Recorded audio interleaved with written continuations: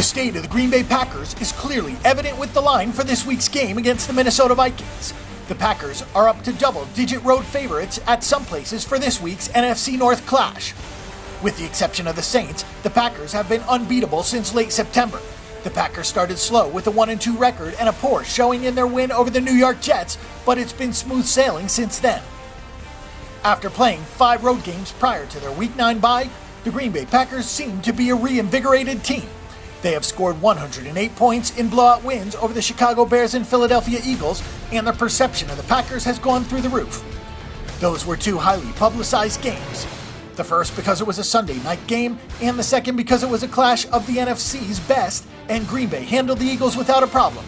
Moving forward, the Packers have a very friendly schedule, but this could be a tricky game. The Minnesota Vikings will be without Adrian Peterson for the rest of the season pending the appeal of his suspension.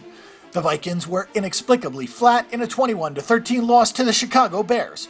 It was particularly surprising because the Vikings had a bye week to prepare and the Bears had played so poorly leading up to the game.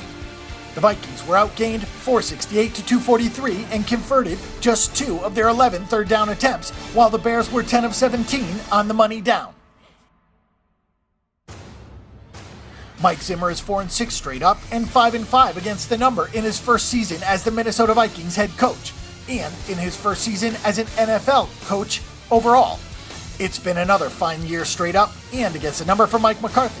The Packers are 7-3 straight up and 6-3-1 against the number. That brings McCarthy's career records to 95-53-1 straight up and 85-60-4 against the number.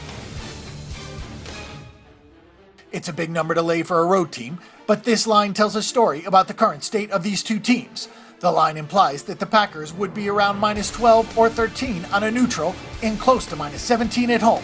That's pretty significant for a Vikings team that is a respectable 4-6 on the season. The Packers are playing at a high level and the line is clearly inflated, but the Packers probably don't need to score a lot of points to cover this number against a Vikings offense that has been inept for most of the season. The Vikings have scored 90 points over their last 6 games. If they get to 14 or 15 in this game, what's to stop Green Bay from covering? For more information on this game and all the NFL action this weekend, visit the Bang the Book Betting Center.